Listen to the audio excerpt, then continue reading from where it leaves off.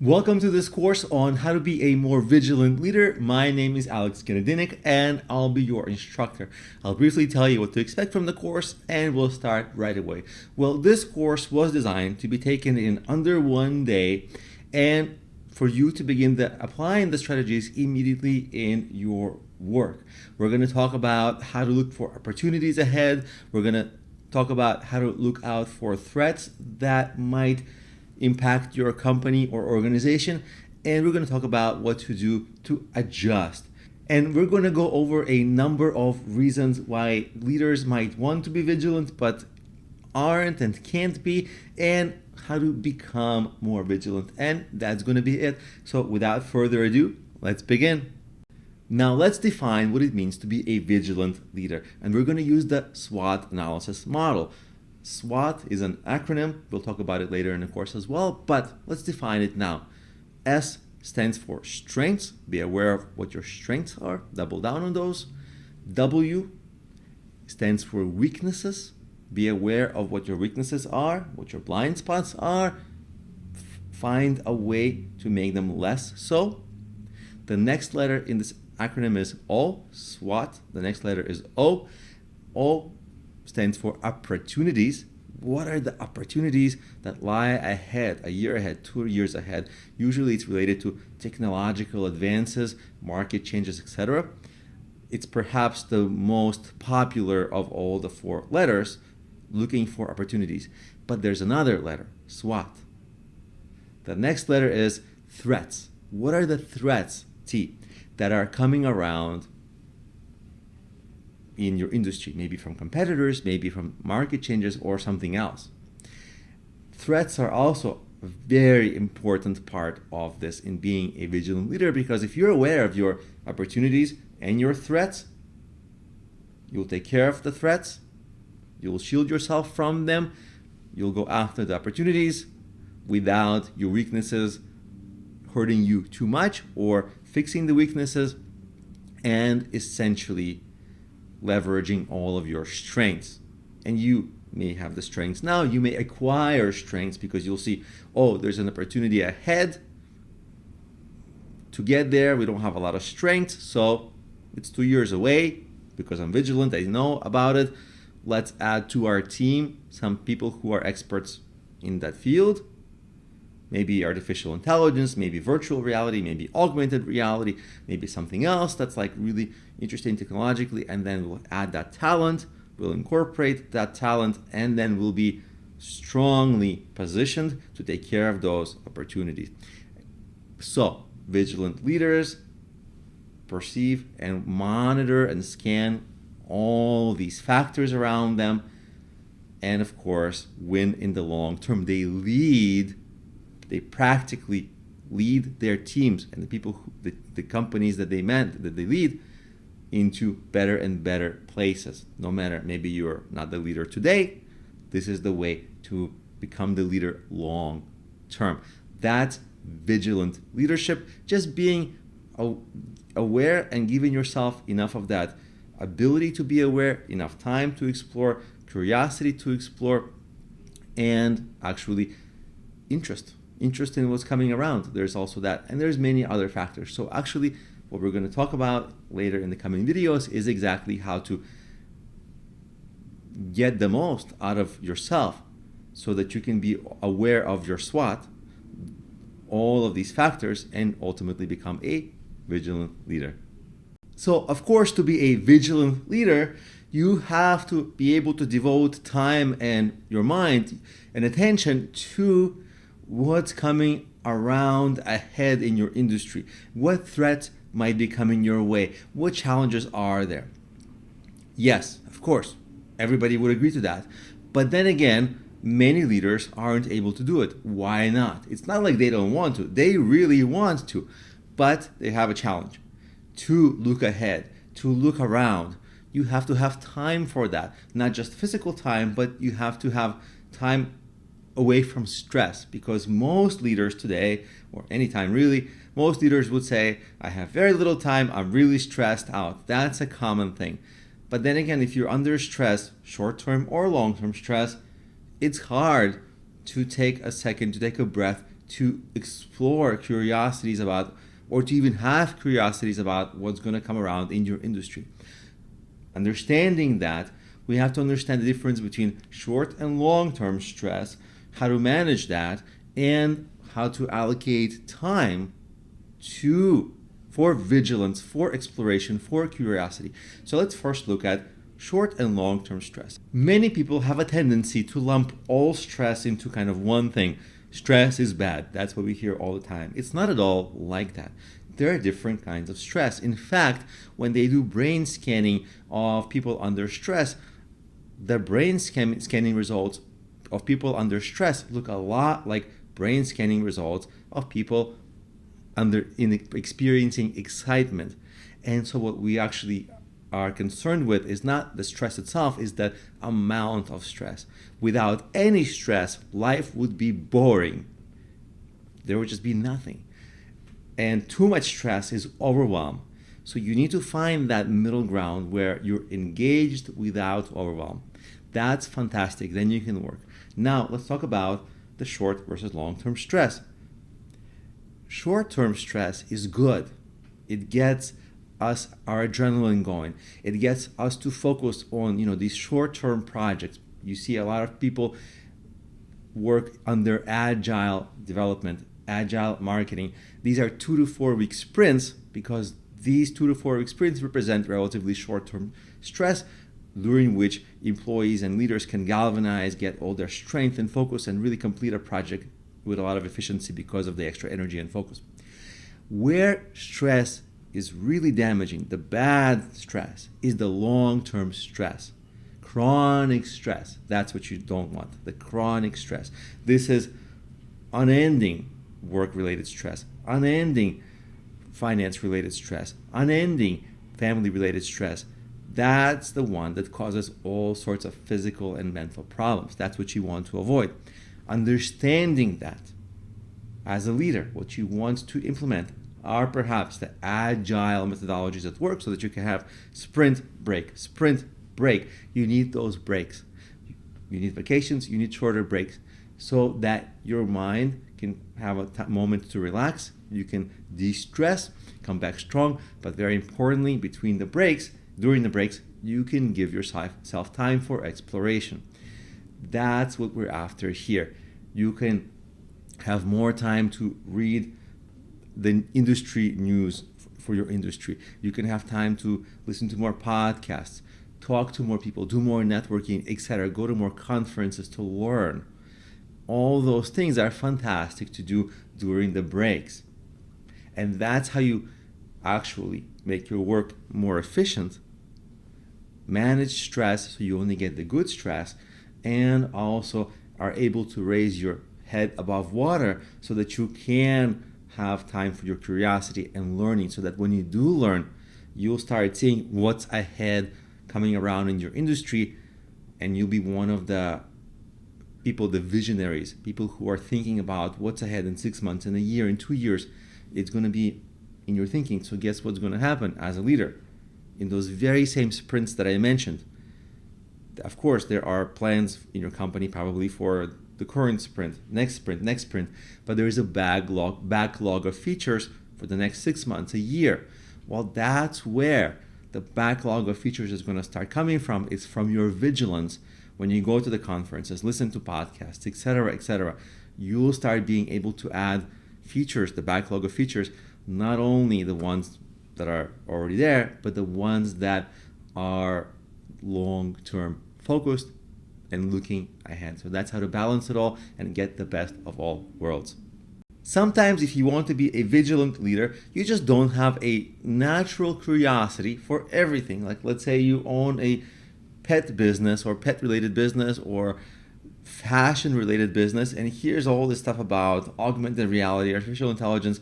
You don't care about anything. You don't care about any of those things, rightfully so. It's not your main business. So how can you develop a curiosity for the opportunities that may lie ahead where they're completely unrelated? And there are so many such options also, right? Every day somebody says, do this, look into that. It's overwhelming. So how do you develop this curiosity? That's a big challenge, because I remember back in the day when Bitcoin and cryptocurrency was just getting popular and Bitcoin was like pennies. But to learn about Bitcoin and just the word crypto seems so techy and boring and just like not interesting, and so many people just didn't care to look into it, and then missed out on a lot of money, regardless of what you think about cryptocurrency. Certainly, that was a good investment because now it's thousands and thousands and thousands of dollars. But at one point it was pennies.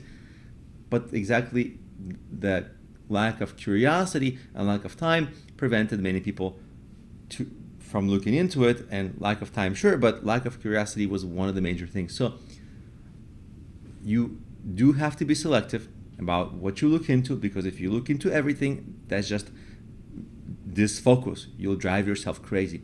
But once you do identify, hey, of all the noise out there, this seems like it's going to be quite plausible that this is here to stay and it's important, and you decide, okay, I'm going to devote time to it.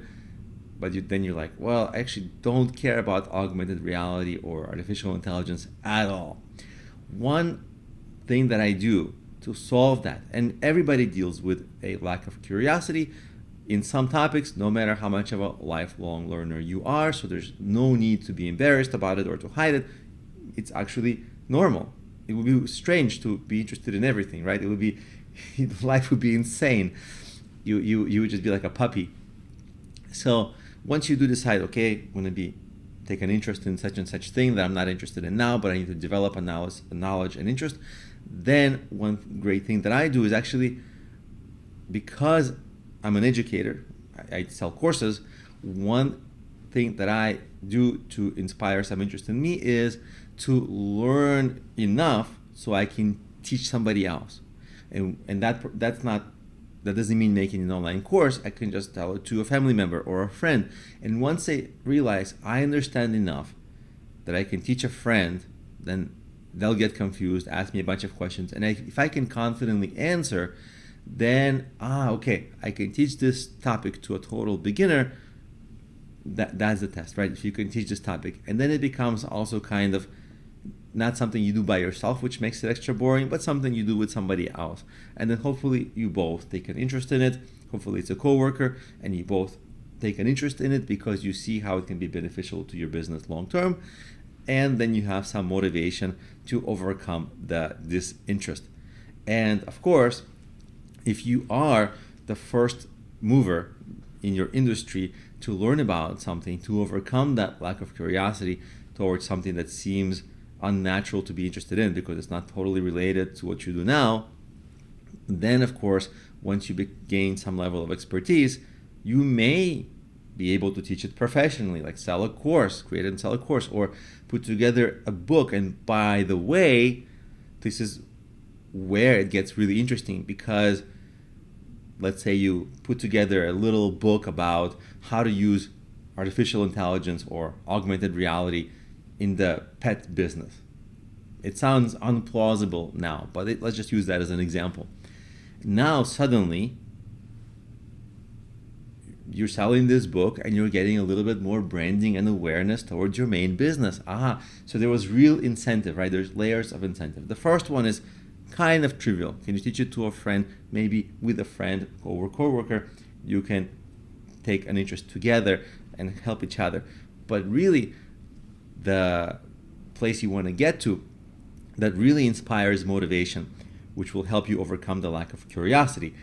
What really inspires motivation is that if you can get to a level of expertise where you can write a pretty good or a good book, because it's a kind of a niche book, so it doesn't have to be a world-beating book, but it has to be just good enough to help others, or create a course, or create some YouTube videos on it, suddenly you have thought leadership. Suddenly you have more traffic and awareness to your business. So it wasn't a waste, okay? Because that's the concern. Am I going to waste my time learning about this and not going to use it? Well, you're placating that concern. You're de-risking that situation by actually enabling yourself to create content that will actually bring you traffic to your business through that content. So that's the motivation that I actually use to learn new things, because as an educator, I really have to be on top of what's coming around, because imagine if I was the first person to create a course about Bitcoin. That's very lucrative. first course about artificial intelligence, very lucrative, right? So, and actually was like, as soon as ChatGPT came out, I learned about it. 2 weeks later, my course was out. So that's exactly what you have to do. And suddenly you'll solve the lack of curiosity, because you'll see, oh, there are so many uses for it that are down the road. That's actually how I solved my own lack of curiosity towards it. At first I was like, AI, it sounds like really fascinating, but I don't know if I have time. I don't know. But as soon as I started seeing, oh, the potential is amazing, this ChatGPT thing, it's going to be a real thing, then I dropped all my things I was doing almost, or finished them up, and allocated time between my projects. I pushed some projects back, and I said, okay, we got to learn this thing really well, got to make a course on it. And then that gave me incredible motivation to learn something that before I didn't have too much curiosity in. Now I want to share with you a mindset that's going to help you develop curiosity for whatever technology or change is happening down the line in the future, and also to motivate you to pursue it. And this mindset comes from a real conversation I had. So I was talking to somebody who's in the fashion business. They're aspiring fashion designer. They just finished university, very excited, looking for work, and suddenly the conversation kind of turns negative. They're saying, well, there's this artificial intelligence. Did you know that artificial intelligence is taking jobs from designers, because you can just click a button and ask artificial intelligence to design something for you and it will do it. And now I have no future. And it sounds pretty dire. And of course, if you don't know technology or how business works or how the world has evolved, you probably might get lost in the direness of that situation. It will be very negative. But naturally, the very first thing you should realize is technology has always taken some jobs away, and it's created other jobs. So as long as you're on top of the technology, as long as you're learning it faster than most of the people in your industry, you should be good to go. Because then it's, instead of a weakness, it will become your strength. You see? Like the SWOT analysis. Once a weakness can become a strength if you're savvy about it. And so then you can be, instead of the one who's losing jobs to artificial intelligence, you can be the one using artificial intelligence to create designs and do whatever it is you want to do, sell them, or whatever people do with designs of clothes. I don't know. I guess have people wear it.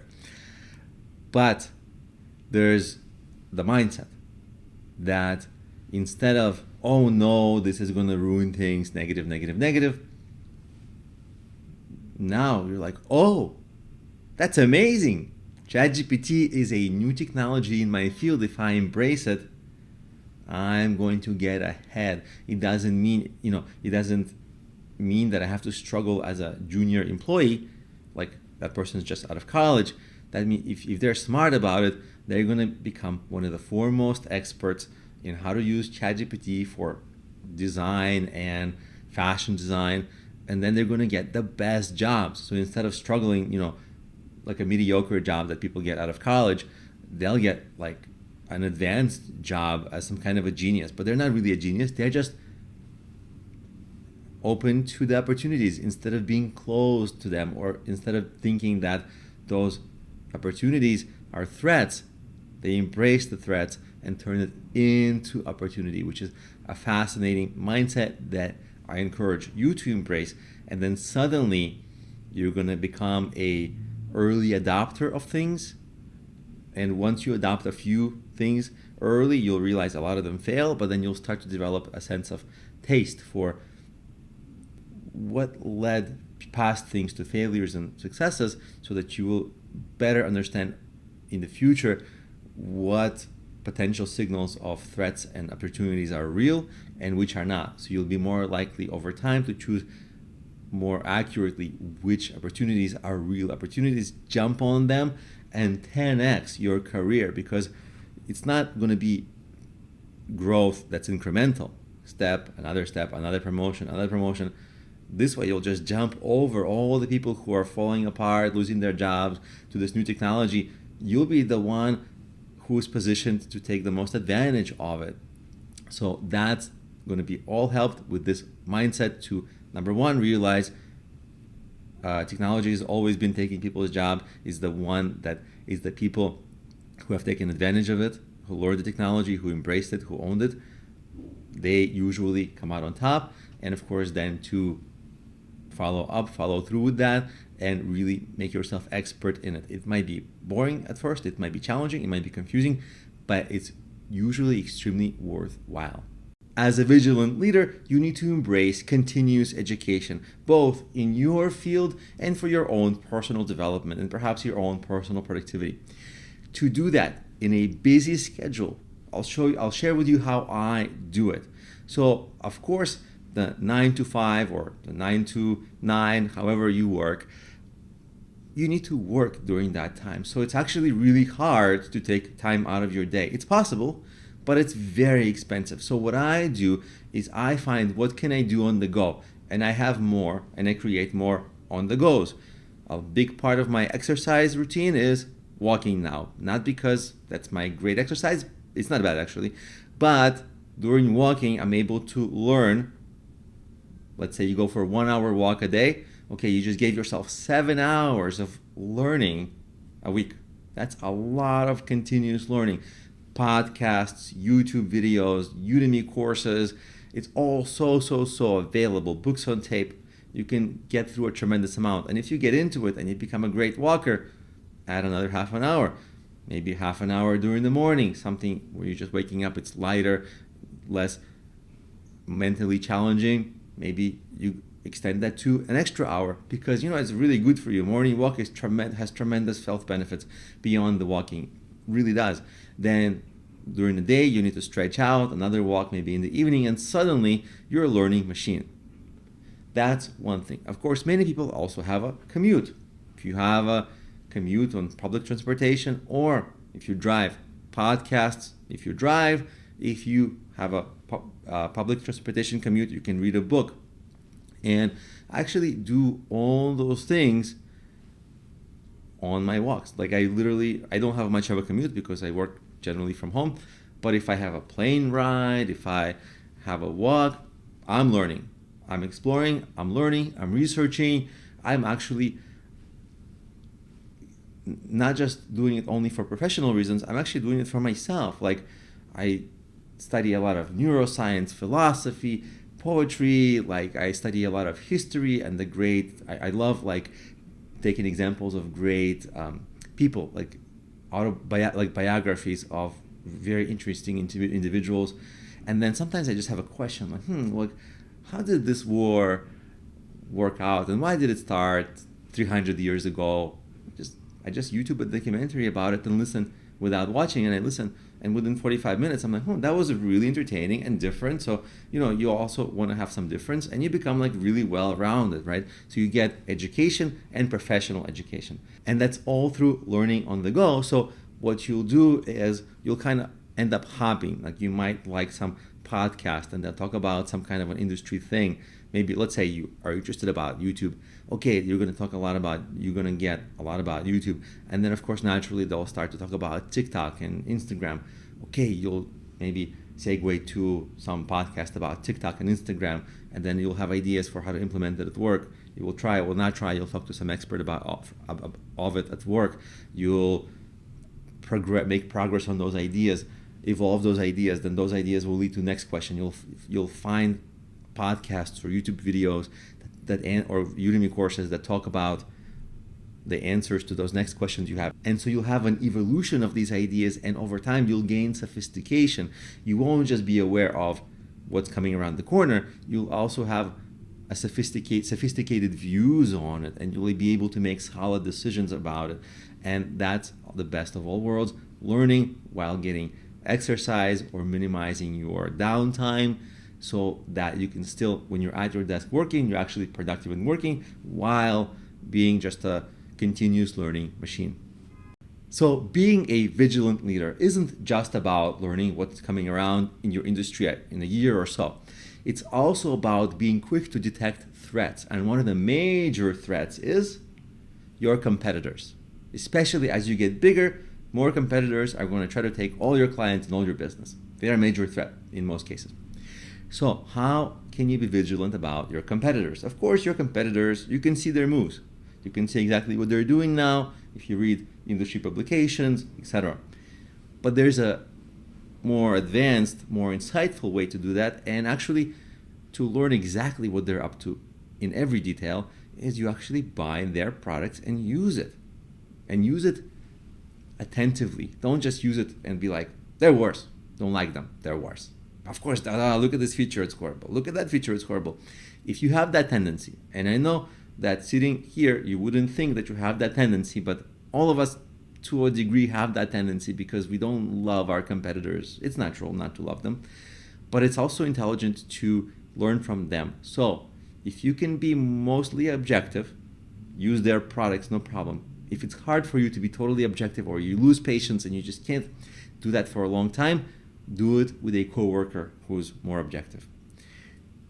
And actually, even if you have the patience, do it with a coworker or somebody anyway, maybe multiple people at different times, use their products because different people will point out things that they like in your competitors' products or services that you maybe gloss over or overlook. And suddenly, you'll not only be aware of the great things that are happening in your company, you'll be also aware of what are the competitors doing. And if they're doing something good, incorporate it into your own feature list or your own product roadmap so that the threats that they are scheming against you, you'll catch it early and you'll know exactly what they're doing and you're doing. So you'll have a stronger strategy, whereas your competitors will know what they're doing but not what you're doing. Because even though it's kind of a no-brainer, like, hey, yeah, use your competitors' products, it's kind of rare that leaders truly use competitor products long term, because it's a painful experience sometimes, because you really often have these negative emotions towards the competitor's product. Often you don't need their product, but nevertheless use their products and you'll gain vigilance about a lot of threats that they're planning to jump over you. They'll literally show it to you in their product, so use it. Just like you might want to use products of your competitors to see what's coming around the corner, but they're seeing that you're not seeing, of course, you also want to talk to your current customers and your potential customers. That means being at the forefront of the sales process. Feature research, customer development, those things. Because very often, I've gotten ideas for courses, for example, by talking to my clients, my coaching clients, because they told me, hey, I need this, and what about this, and what about that? And half of the time, they're beginners, so they didn't really know what they're talking about really well, but half of the time, you're getting all these extra opinions, and some of the people know things you don't. They'll surprise you if you listen, and if you take the mindset of, I can learn something from just about anyone if I listen closely enough and think about what they're truly communicating to me and what they're talking about. And suddenly, now you have a wealth of people who are just giving you ideas for opportunities because they're your clients. If they tell you they need something, there's probably 30 other people who need the same thing. There you go, right? Then you build it. Of course, that's just a very common business practice. Now I want to show you how I use Twitter to find many world-leading thought leaders in just about any industry. And it's pretty easy. So what I'll do is I'll go to Twitter and I'll literally search for, let's say, something like augmented reality. And you'll see there are people who post top things. You can look through them and see, are they true experts? And you can look through the articles and the posts, but you can actually look at the people who are supposedly the top in this industry and look through them.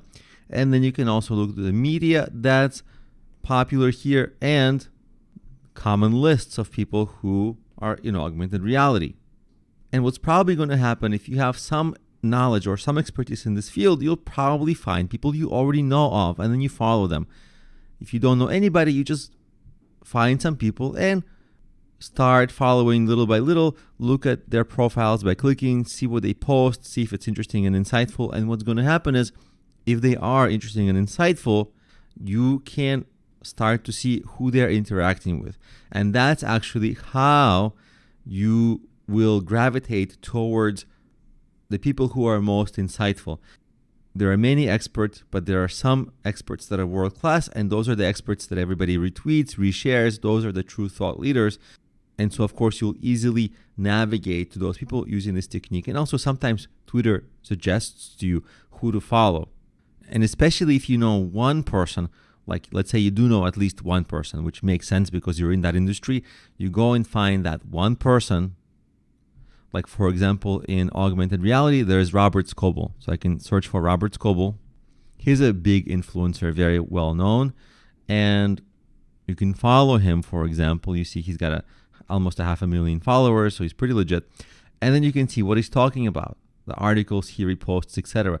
Probably he alone, because he's such an influencer, can ultimately guide you to a bunch of other really top people in this industry. And then all you have to do is follow the top publications, follow the top individuals, and they're posting what they're interested in. And guess what? They are at the very forefront of this industry. So as long as you have the same knowledge as them, as long as you read the same articles as them, or read what they're writing, you'll be very vigilant about what's coming around in your industry related to, as in this example, VR. And if you realize, okay, VR is not for me, then you just go to the next industry that you might think is for you. This way is really good to know what's coming around on just about any subject matter. One thing you can do to stay on top of current trends is, well, actually use Google Trends. It's trends.google.com. And this website shows you the current trends, but you might also want to search for some trends in your industry, like artificial intelligence. Let's search for that. You can type that in and click explore, and it's going to give you the trends. If you scroll down, you see related topics like impact factor, European Union. Okay, there may be some news related to that. On the consumer end, you might see there's like music and AI. There's something happening. You see breakout. So, wow, if you're in music and if you are interested in what's happening with AI, well, this is super interesting, right? Like cutting edge, literally probably some news breaking now. Now there's MIT doing some computer science and AI research. Okay, you might want to research the research that's happening. And of course, these queries aren't the only ones. You can also paginate. You see on the bottom, you can scroll through, paginate, like OpenAI. Obviously, that's very popular because that's a leading company in it. AI images in AI, it's popular now, not just text, etc., etc. So you see, trends.google.com will give you the trends, obviously, for your industry, because instead of typing in artificial intelligence, you can just type in your industry and it will tell you what's hot, what's going on in your industry now, so you can see what's moving right now. Now, just like you should network offline by occasionally making it to industry events and of course conferences, you can network online on LinkedIn and both Facebook. There are plenty of groups that you can join that have people who are passionate and interested in any subject matter. For example, let's say you want to learn something about social media marketing or digital marketing. Well, you go to groups, and to find groups, I'm sure LinkedIn will rearrange their layout, but right now on the left side, you see I have groups, and you just say discover groups. They already give you some groups you may be interested in, but let's say you want a new group, that new subject matter that you're exploring, you can always search for groups. So of course you can search for something like artificial intelligence, and it's going to show you all these groups. And of course you join one or a few and try them out, see what the discussions are like, see how encouraging and insightful the people are, and probably one or two or three will be really good for you. People will post articles, people will have insightful conversations, insightful ideas. And so you'll learn, and suddenly you're going to be in the network of really passionate and knowledgeable industry experts who are also vigilant about what's coming around the corner. And just by networking with them, you'll also be vigilant about what's coming up in the future in this industry. And you can do the very same thing with Facebook.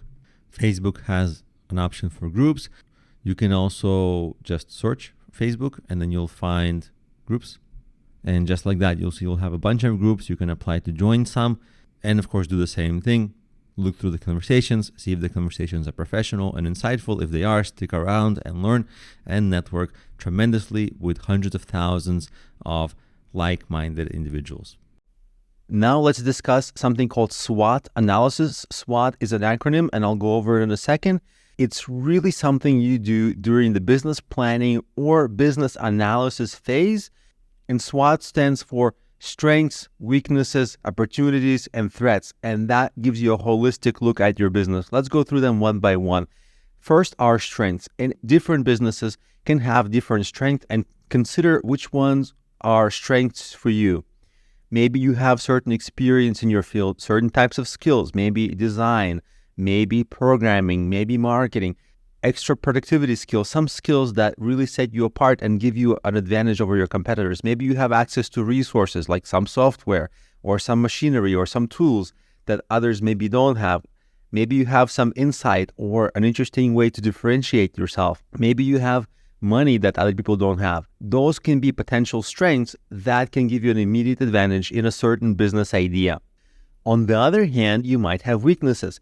They are actually quite opposite of each other. A strength can be having funding, a weakness can be having no funding, and a weakness can be having a small team, whereas a strength can be having a lot of skills on your team. And a weakness can be lack of resources like time and money, things like that.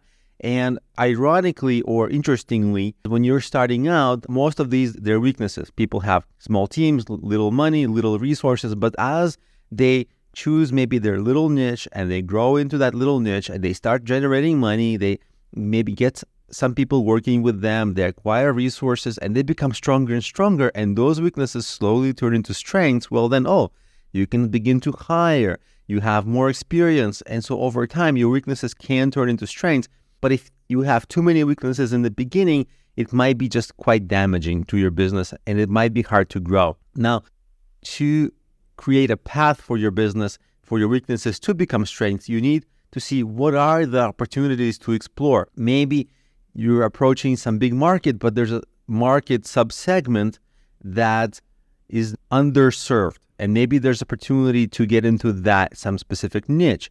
Maybe you have some competitor that is weak at the moment, or maybe they're distracted, or maybe something's happening to the competitor and you can take their customers. So that way, if you have an opportunity, you can start, of course, with some weaknesses, but then quickly turn them into strength and grow into a bigger business. And you always want to look out for potential threats to your business. Threats can be if your competitors are strong or if there are many of them, if there are some economic downturns coming up. If you are in a declining market, for example, like in the 90s, the newspaper market, that decline, if you have customers who don't pay readily, right? They're sometimes referred to as low-end customers or a low-end market. I don't like that term low-end, but that's the term. Or maybe you are actually targeting a too tiny of a niche, because you do have to choose your niche carefully. If you target it too tiny, there's very little money to be made. If you target too big, it's hard to promote. So that's where you evaluate all of this holistically. It gives you a sense of, is some business idea viable, or are there too many weaknesses?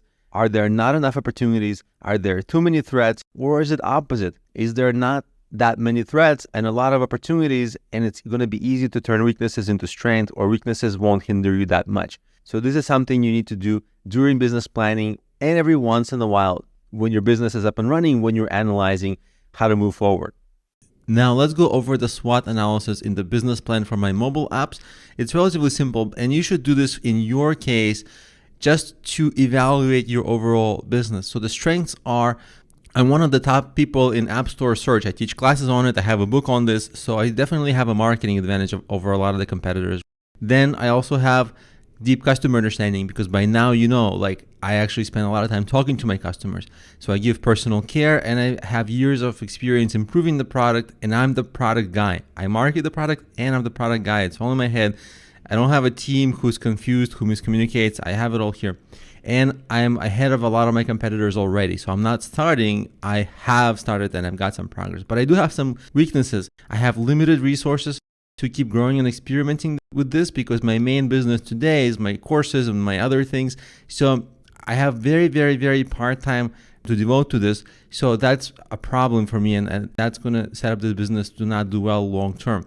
The opportunities is that there's still more mobile app store domination that can be had, and I can grow my brand and I can grow sharing. I can still make the apps better, and through that, the apps can grow still more.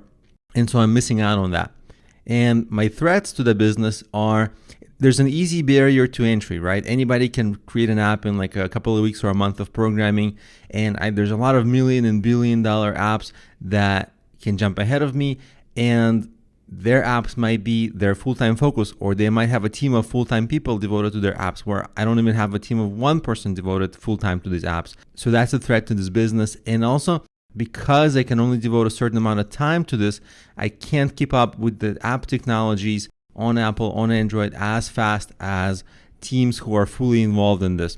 So try to create the SWOT analysis for your business. If you're honest with yourself in it, you'll see the business at a high level, and it will help you evaluate risks versus rewards. For example, I know what the opportunity is, I know how much I can gain, but I also know I have to devote more time to this, so I have to pull my time away from something else, and it just helps my decision making whether I should or should not do it.